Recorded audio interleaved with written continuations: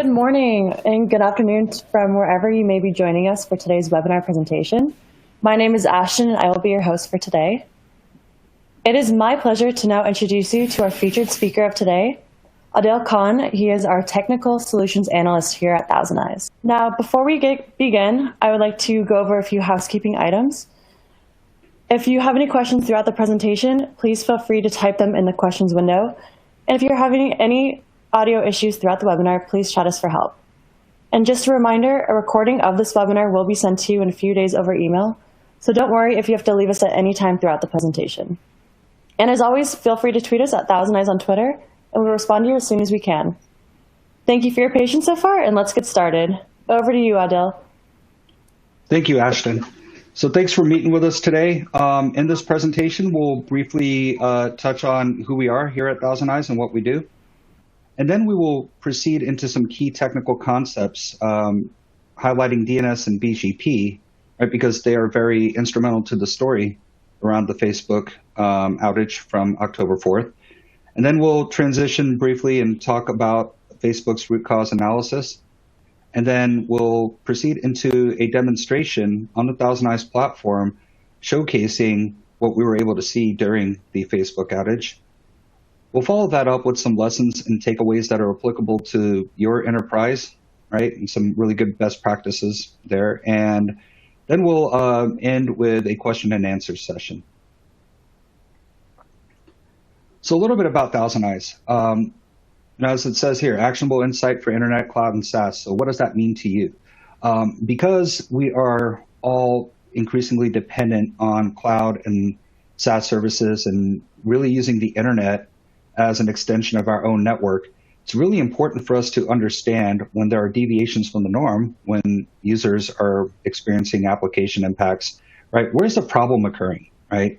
Is it at the network layer? Is it at the application layer, right? So thousandeyes provides network visibility hop by hop, so you can really pinpoint the specific root cause of a network layer issue. In addition to that, right, we also bring in application experience into the same view. So really easy to navigate and clearly understand, is it a network problem or is it an application problem? Where's that problem taking place? And who do I need to get this information to fix it if I can't fix it myself? And along with all this data, right, we are able to provide correlated insights. So we can really take a look at the internet as a whole and at key application flows across the internet and additional service provider networks, so such as public cloud, CDN, so on and so forth, in order to really clearly understand the scale and scope and the breadth of any impact to applications that your enterprise depends on for day-to-day operation. So with thousandeyes capabilities, you can essentially see the internet like it's your own network. So what you see here very clearly is on the left, looking at where traffic sources from. So your user populations, your enterprise sources for requests, and then working out toward the right, think of any destination out there, right? Be it AWS, any of your public cloud environments, any point on the internet, such as Facebook, right? You can understand hop by hop what's happening between you and your target, and clearly understand if there is a deviation from the norm, such as higher latency, higher response times, packet loss, clearly isolate where on the path the issue is taking place, right? So now you can really take the instrumentation approach that you've deployed within your enterprise and extend it across the internet to targets of interest for your enterprise. Along with our main platform capabilities, thousandeyes really takes an industry-leading approach to BGP monitoring. So what we mean by that is we've got a dense amount of monitors worldwide, approximately 140. What that allows us to do is to provide you some very clear understanding of how knowledge of your advertised networks is propagating across the internet. So usually your visibility is going to be restricted to what you are advertising to your upstream networks. But those upstream networks have peers who have peers who have peers, right? And it's important to understand that when there is a change in your routing advertisements, whether you're updating or whether you're withdrawing a route, how is that knowledge and visibility of your network moving and propagating across the internet. So we take a very proactive approach toward providing you reachability metrics, path changes, and update visibility. And the best part about it is it's easy to consume in a visual manner. So now we're going to transition over to some key technical concepts to lay the foundation for our analysis of the Facebook outage on the 4th of October. The first of these concepts is the domain name system, or DNS for short. So for those of us who are not deeply immersed in protocols that are necessary for the internet to run, think of the DNS system as a phone book. So essentially, you're typing facebook.com into your browser. But in order for that request to be fulfilled over the internet and against Facebook systems, right, that domain or that fully qualified domain name, www.facebook.com, needs to be translated into an IP address. Here's how that happens. So you essentially field that request to your local DNS resolver, who then contacts a root server, right? So root servers have knowledge of, .com, .net, your domain suffixes that you're familiar with, and then responds back to that resolver to say, okay, this is a .com domain. That's then directed as a query to the top level domain server in charge of all the .com domains, which then looks in its phone book to say, well, I see facebook.com, and these are the authoritative name servers for facebook.com, which then redirects us a third time to those authoritative DNS servers for facebook.com. When we talk about authoritative, what we mean is that Facebook is the authority in telling you what www.facebook.com equates to in terms of an IP address. Finally, once that chain of custody is complete, the resolver receives a response, and then you as the user now have an understanding that facebook.com maps to a particular IP address, and your interaction continues and you start to load Facebook, right? So that's generally how it normally works, right? With respect to DNS as a rudimentary concept. Now, as things have evolved over the years into companies like Facebook and many enterprises leveraging services such as a content delivery network, right? DNS and CDNs start to intertwine a little bit there.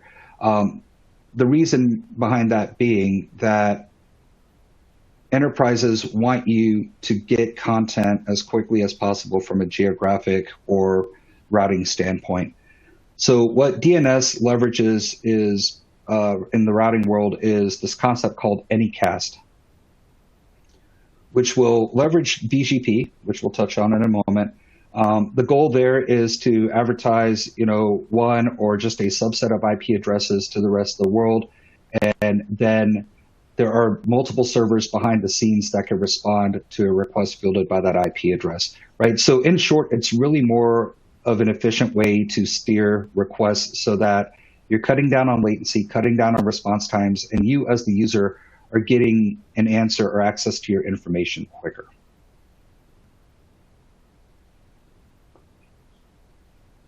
Let's take a quick look at Facebook's DNS architecture. So Facebook contains their 4 authoritative name servers, as you see in the top here in the authority section, within their data center environment. So essentially, these DNS servers are residing within Facebook's ecosystem. It's going to be really important for us to remember that point as we work through the outage analysis, because Facebook has no external authoritative DNS servers. So if you can't reach a Facebook data center, you will not reach a Facebook DNS server. And as a result, you're not going to be able to translate facebook.com to an IP address. So it's analogous to going into your phone book, trying to find the party's phone number that you're interested in, and finding that that page has been ripped out and missing.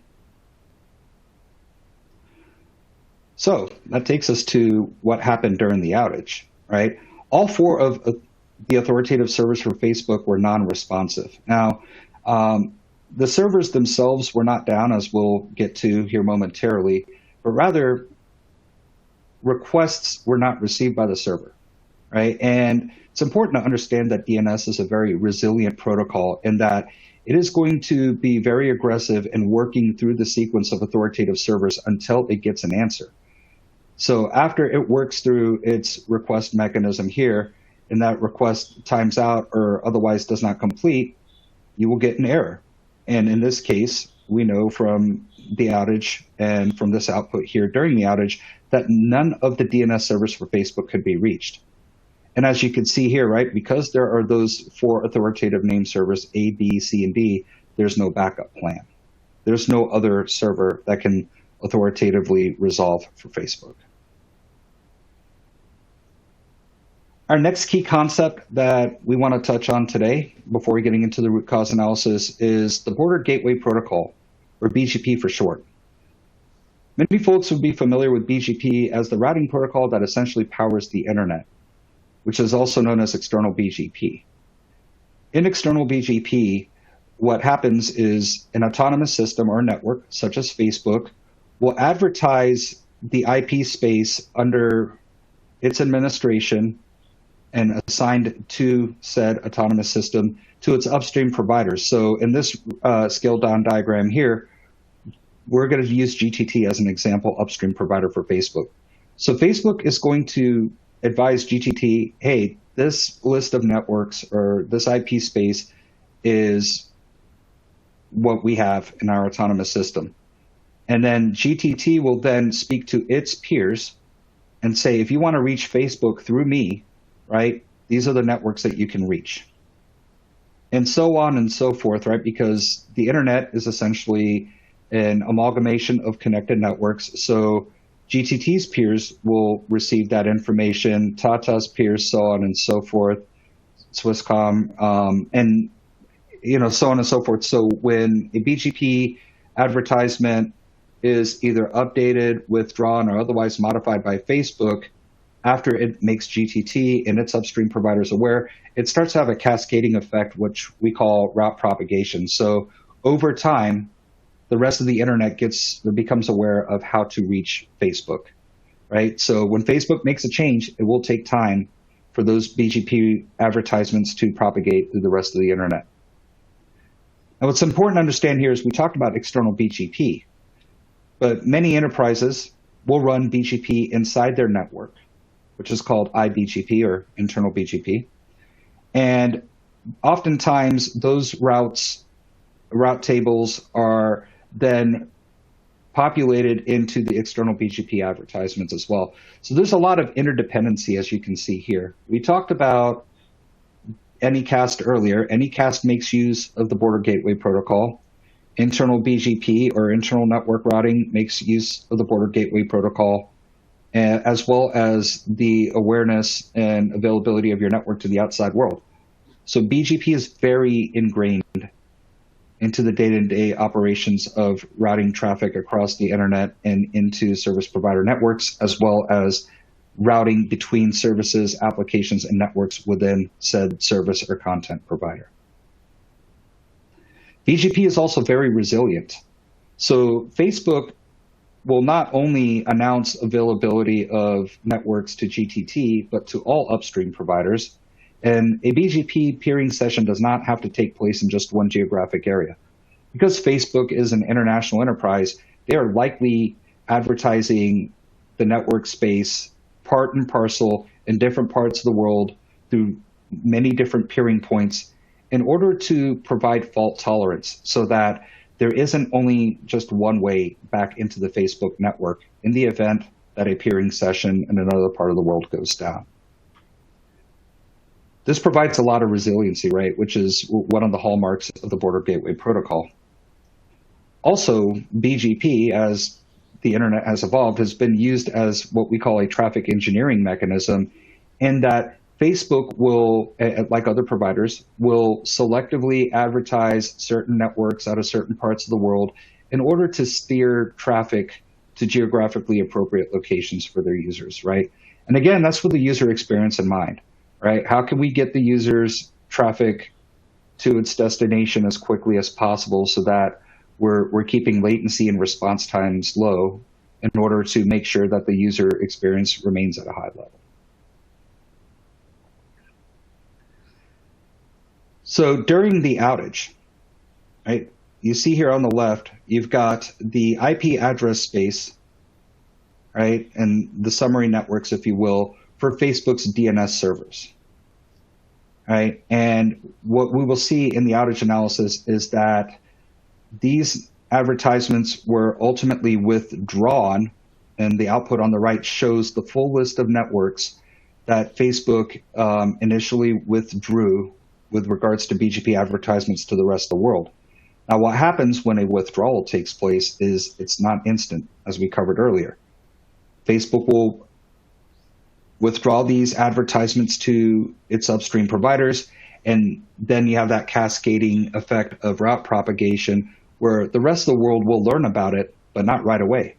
Could take 10, 15 minutes, maybe even a little longer for that to work through the entire internet so that the rest of the entire internet would then know, okay, well, these networks are no longer reachable.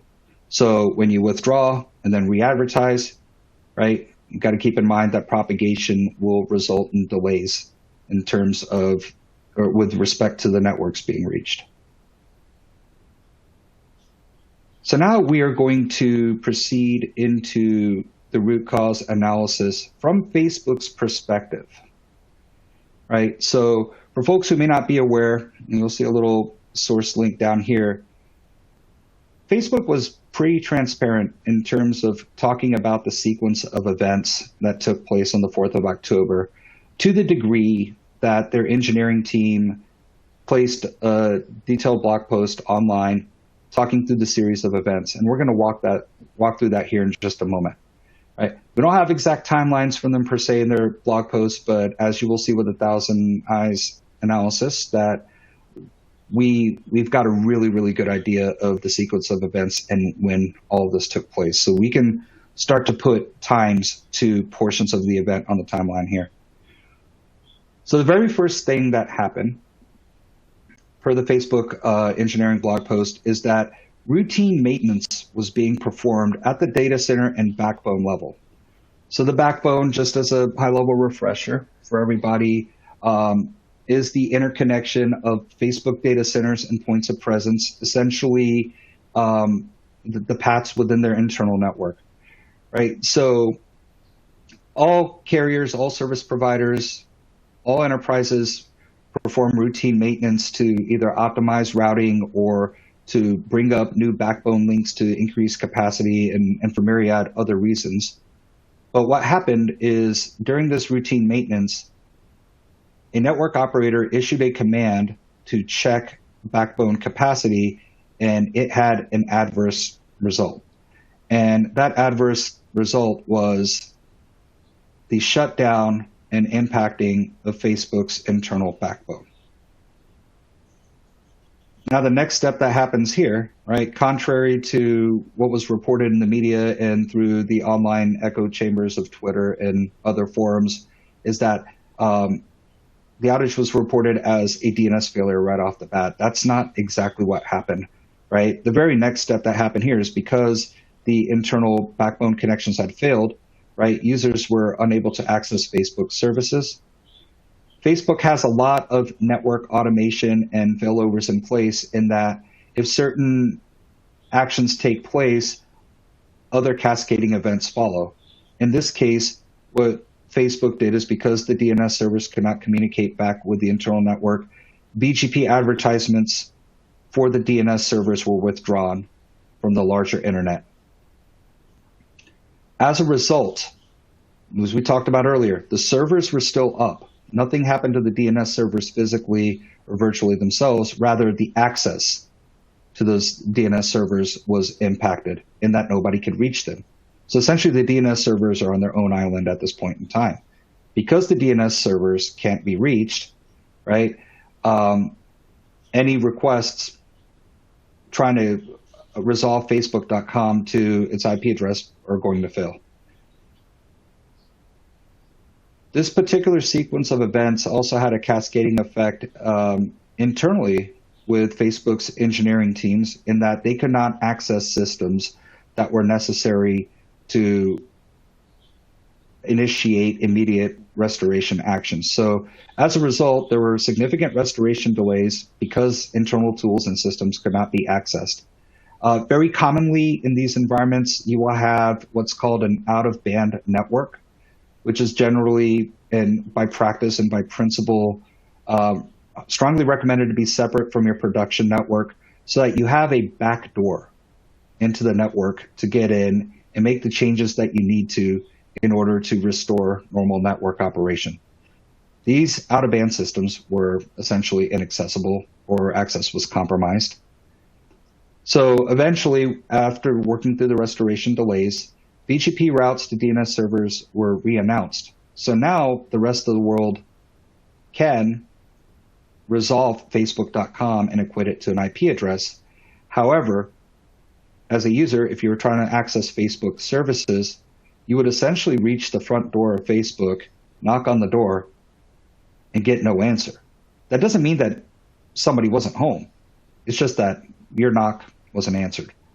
So with that in mind, right, Facebook still had to undergo activities to restore backbone operations to normal internally.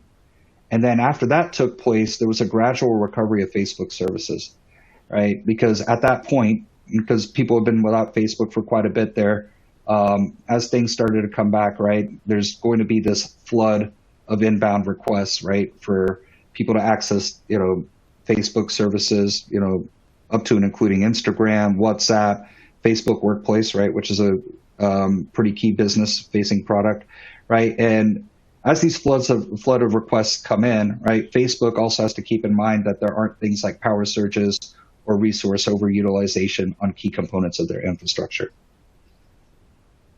All this took place over the course of several hours. Now, what you will see, contrary to media reports here, the thousandeyes outage analysis pretty much mirrors what the Facebook root cause analysis conveyed to us. So I'm going to go ahead and proceed into a live demo here within the thousandeyes platform, and we will walk through the outage.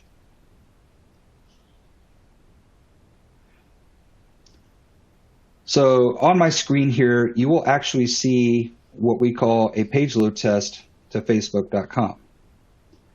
Right? And in this test view, you see that we're not just collecting page load metrics, but we're also understanding server availability.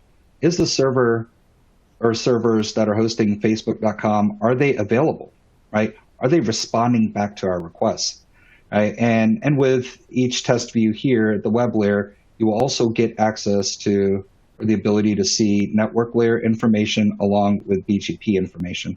We'll actually take a stronger look or more detailed look at BGP in a separate tab here momentarily. But let's walk through the outage timeline here. So during this time period here, you see that the server environment for Facebook.com is 100% available. We're going to use our navigation here to start navigating forward time interval by time interval. We start to see signs of trouble here. And you could take a look at our cloud agent in Malaysia. We're starting to get a timeout. So we send a request to Facebook from this cloud agent, and we're not receiving a response. All right, so that's just one agent, right? That could be the canary in the coal mine, if you will, right? If we move forward one step, now you start to see a lot of red. We all know red is bad. And what you're seeing here is not a DNS failure. You actually see that Facebook.com does resolve, right? But you're starting to see an increase in those receive errors where a request was sent out, but a response was not received. And then, this one secure socket layer error here. But this is a sign saying, okay, there's not a DNS issue yet or an outside across the internet network issue, right? But we are starting to see servers not responding properly. Then if we move forward one more in the timeline, you start to see the DNS event. So this is what equates with the withdrawal of the BGP advertisement for the DNS servers that we talked about earlier. And as a result, we can no longer resolve www.facebook.com. As a result of not being able to resolve www.facebook.com, our normal network paths across the internet, as you see here, so I'll just use New Delhi, India as an example. This is what a normal request would look like. You're able to go hop by hop across the internet and ultimately reach your regionally relevant entry point into the Facebook network. Right? So as you can see here, going from different regions in the world, that certain locations will go to a specific Anycast IP address in the Facebook network. Now watch what happens when we move into the outage timeline. We cannot even initiate a path trace into the Facebook environment because www.facebook.com is no longer resolvable. As you can see here, very clear, defined root cause. Now, in terms of BGP, right, Facebook withdrew advertisements for the DNS space to the rest of the world and then restored them as we saw in the outage timeline. This was a very interesting opportunity for us to be able to correct another piece of misinformation that was put out there, in that Facebook withdrew everything on BGP. So that was another piece of information that was erroneously reported in some media outlets and then also in the echo chamber of various internet forums. But as you can see here, Facebook, during the time of this outage, is advertising not only this network, but all these other networks related to www.facebook.com normally to its upstream providers. And I'll go ahead and expand the view here real quick so you can see what that looks like from the perspective of Facebook. But as you can see, Facebook is very well paired to many different internet service providers. These routes were not withdrawn. They're operating normally. They propagate across the internet normally. Otherwise, we would see some red in the pathing here indicating inactive routes or withdrawn routes. So to say that this was a BGP outage or a DNS outage, and solely either one of those two, is an inaccurate statement. As we covered here earlier with the timeline, right, it was a series of cascading events involving BGP, involving DNS, but most importantly, it started off with an internal network action. So what I'm going to do here is I'm going to go ahead and stop my screen share, and we're going to go ahead and get back to the presentation deck here and start taking a look at lessons learned and takeaways with respect to this outage. So we're going to spend a few minutes here because there is a lot that you as an enterprise can learn from the Facebook event.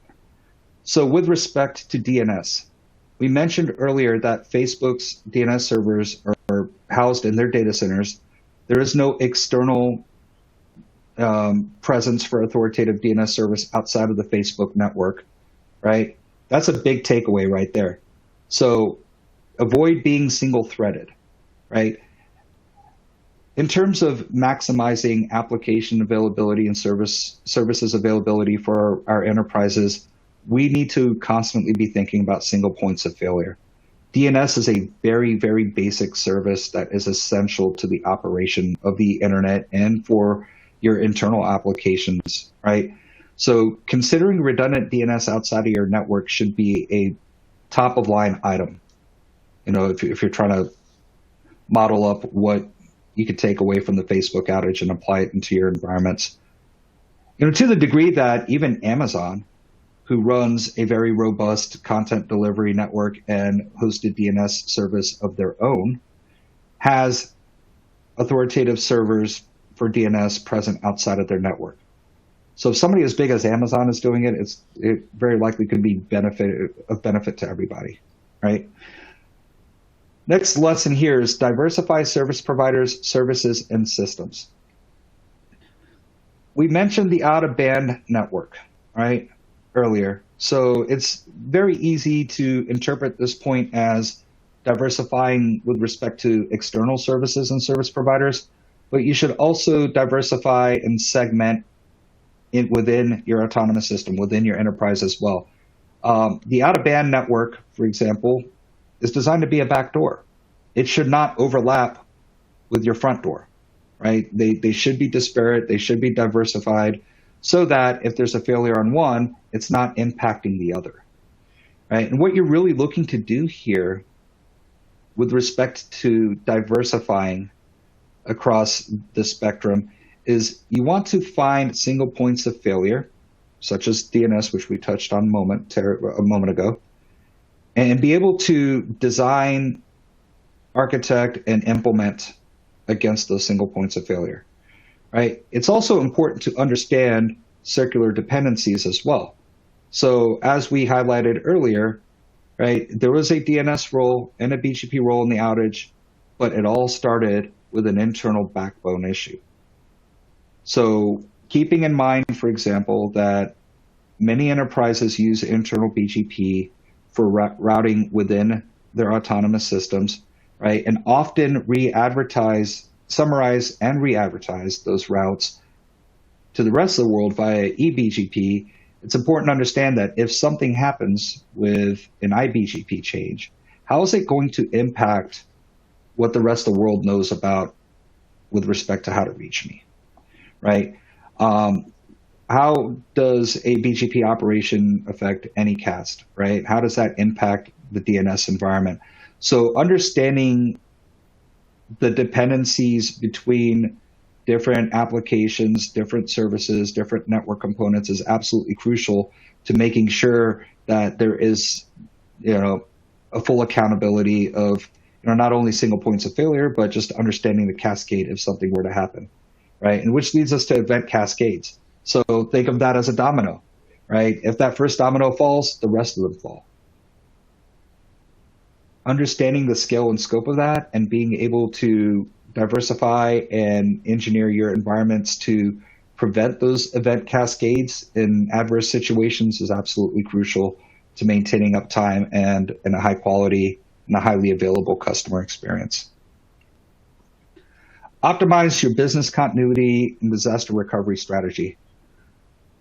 So everybody is pretty well aware of BCDR and why it's important, right? Because at the end of the day, we want to keep the lights on for our enterprises, for our businesses, so that we're able to function even when unexpected black swan events take place, right? In doing so, Facebook called out that they undergo these activities called storms, right? And what they do is they simulate an adverse event such as a data center failure or a power failure or any type of scenario that could just crop up out of the blue. And the purpose of these storm exercises is to respond and react, right? One, to understand, okay, how did the team and how did automated systems and the network and the many components within the scope of said storm, how did they respond, right? What are the areas that we could focus on to improve response, right? What don't we have today that we need to have tomorrow to navigate through the storm better, if you will? Unfortunately, in their storm war room exercises, they did not account for the very failure that took place on the 4th of October.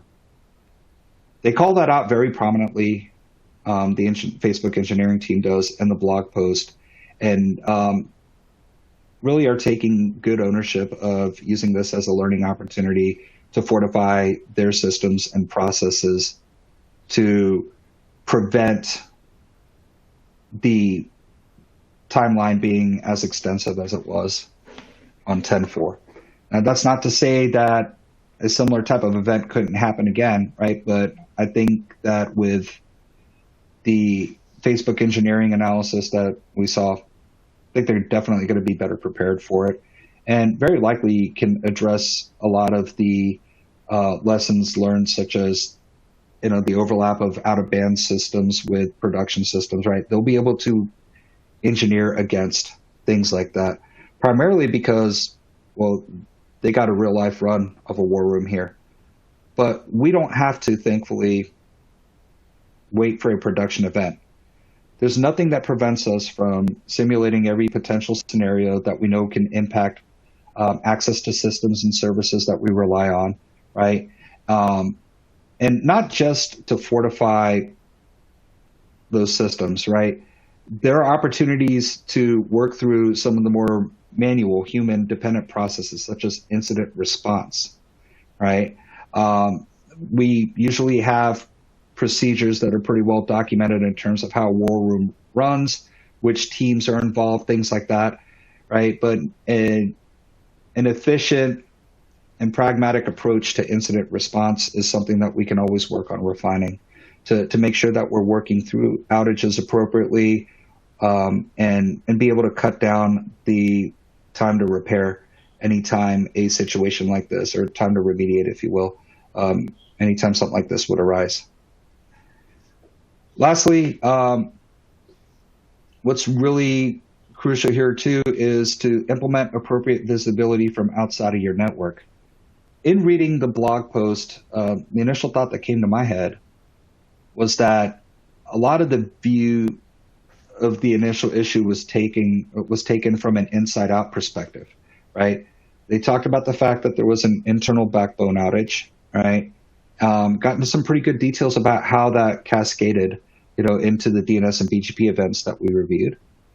But quite often, the mindset, or the legacy mindset, pre-cloud, pre-internet, pre-SaaS, still seems to prevail in some places, in that everybody's looking at monitoring from the inside out. Sure, that works for environments that are in your control, such as your data centers, may even work to, with respect to some of your connectivity into cloud VPCs, right? If you happen to leverage the public cloud. But what it doesn't do is it does not take into account what availability and visibility looks like from the perspective of your customers, or from the perspective of where traffic that's interesting to you is sourcing from. So there should definitely be key consideration to understanding reachability and visibility for your services from the outside in, because quite often that's what's being impacted first, right? Customers are going to react if they can't reach a service and then call you, right? And at that point, you're now on the spot for having to troubleshoot, isolate, remediate the issue, and now you're in a reactive posture. Whereas if you have visibility from the outside in, and we're not just talking about network layer path tracing as you saw in my demo earlier, right? But with respect to BGP, right? With respect to your content delivery networks, understanding what those flows look like and when there's a deviation from the norm is absolutely crucial and essential, especially, rather, not only against the services that you provide to the rest of the world, but also to services that you access out in the public cloud environments, out in the SaaS environments, so on and so forth. Right? So what this allows you to do is you have now a customer user vantage point. You're not just reliant on your internal tools. You can really take the combination of both, feed that into your ecosystem of alert consumption or AI ops consumption, if you will, and very quickly get to root cause isolation. Because at the end of the day, I think if Facebook could do this all over again, right, they would have wanted to resolve the issue in a lot quicker of a timeline than what actually took place on the 4th of October. So it's always important to remember you have these different vantage points. ThousandEyes is very key in being able to provide those, and it's something that you could definitely leverage to fortify visibility for your enterprise. So in terms of next steps, all right, we've got a lot of really good content out there.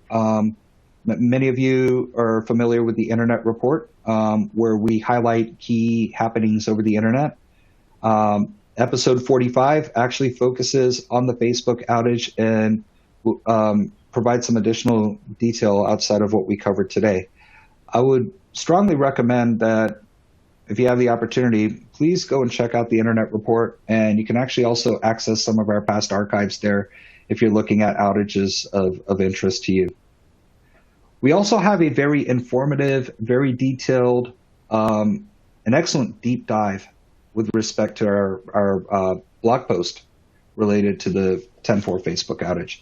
So we would strongly recommend that you subscribe to the Thousand Eyes blog, and feel free to peruse all the other content there as well, because, again, this is just part of what we do at Thousand Eyes in terms of outside-in visibility. There are many use cases. There are many ways in which we've helped out enterprises and can expose more of the unknown and make it known. So definitely check that out.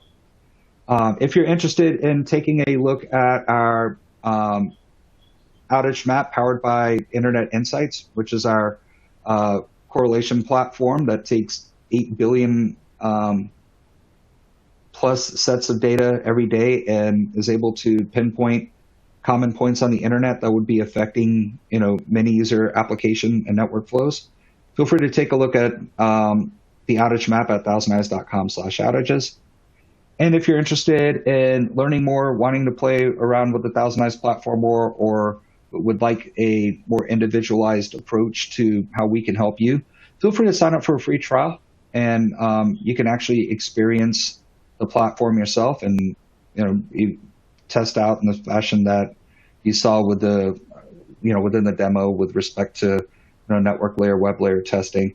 And if you want to request a demo, you've got the link there as well. And now at this point, I will send it over to you, Ashton, for Q&A. Sounds great. Thank you for a wonderful presentation. We are now going to take this time to answer a few questions. And if we run out of time, don't worry, we will follow up over email. So with that being said, let's go ahead and start with our first question. So Adele, somebody asked, does it make sense that a command to check backbone capacity takes down the entire global network routing? All right, so I'm going to be very careful on how I answer this, right? So just when it comes to issuing any public root cause analysis, especially in written form, generally what happens is it goes through a lot of hands before it's deemed fit for public consumption. My personal take on this is that it was a command that likely would have had some additional network impact aside from checking backbone capacity.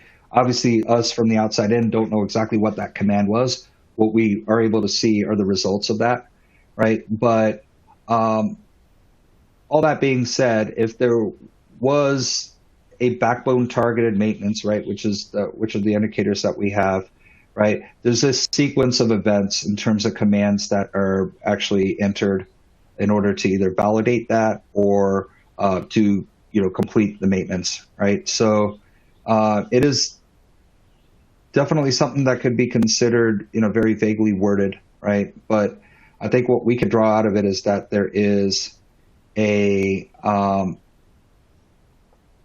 that there was some sort of backbone maintenance done, and something at the command line level was the genesis of the 10.4 event.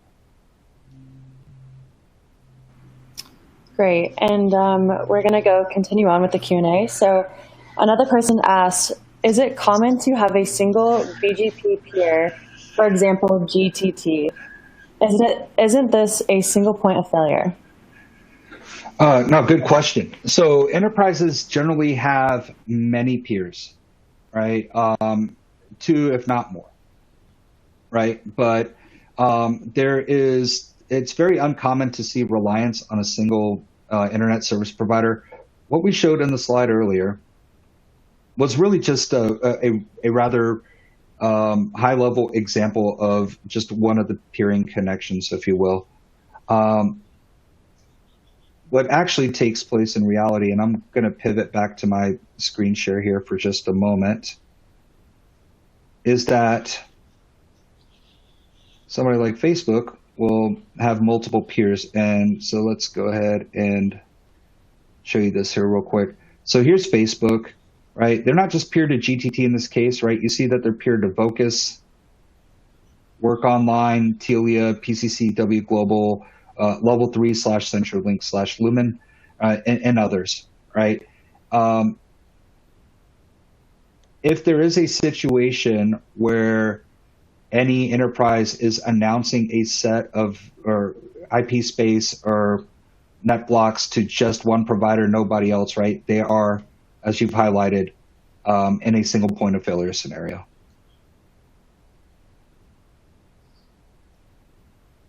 So to answer your question, or to just kind of bookend it, right? Not common. If that is something that arises in the audit of your enterprise, it's definitely something to call out. There might have been, some sort of oversight or something like that, or it could be suboptimal design that needs to be addressed. Okay. Another question that came in. Somebody asked, could this outage have been prevented? Given all of the monitoring technology that Facebook has, why wasn't this outage caught, and why wasn't it mitigated sooner? It's a great question. In hindsight, I think we can all look at, processes, policies, procedures, and say that, yeah, very well could have been, right? That's going to ultimately be derived from Facebook's further analysis of everything that went down that day, right, on the 4th of October, right? One thing that they have highlighted is that there is an opportunity to improve internal processes, right? They did not exercise this particular scenario in the war room, and is probably a scenario that, given time and a second chance, that they would have.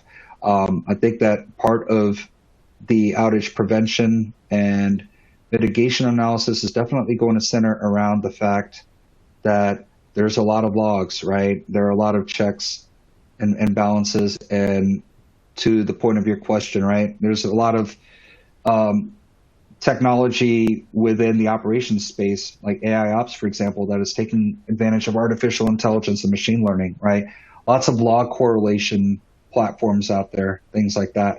All this to say, right, there was obviously a failing of some sort there, right, that we could extrapolate from this outage analysis. So that should very well be a part of their audit in terms of outcomes and with respect to improving, business continuity measures going forward. So, in a situation like this, you definitely want to take a look at your correlation engines on the back end and understand, did they catch this? Did they not? If they did, was it overlooked? Right? Because even with all the artificial intelligence and machine learning that you could throw at this problem, we're still very much reliant on people to be able to take that information and act upon it, right? So that's definitely something that, we would hope that Facebook is able to elaborate on in the future, potentially.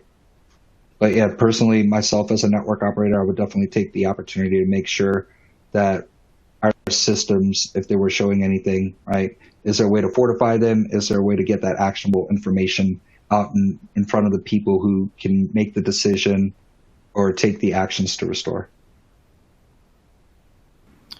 Okay, so in the interest of time, we're going to answer one more question.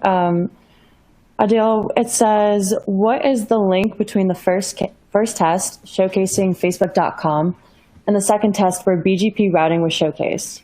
How are those IPs determined to be associated to Facebook's domains? A good question. I will actually pivot back into share mode here so that we can visually talk through this. So what we did as a part of our analysis, right, if you take a look at just this HTTP server test for www.facebook.com, right, you can see here under the BGP route visualization tab that for www.facebook.com, each of these net blocks are relevant. The reason for that, if I go back here to path visualization, I'm going to step back a couple, right, is because there's a wide amount of IP addresses that are used to represent Facebook.com's front end in different parts of the world. So if you take Russia, for example, you've got 157.240 space. If you come down here to New Zealand, for example, you've got the 31 space. So what we are able to do within our correlation of web, network, and BGP routing is we're able to derive rather quickly which prefixes are relevant to www.facebook.com. The reason that I had this offset in a second view was to be able to just, more for an aesthetic perspective, so that I had this already ready, up and running, and easy to walk through and pivot. So that's really the relationship between www.facebook.com and the prefix list that we have here.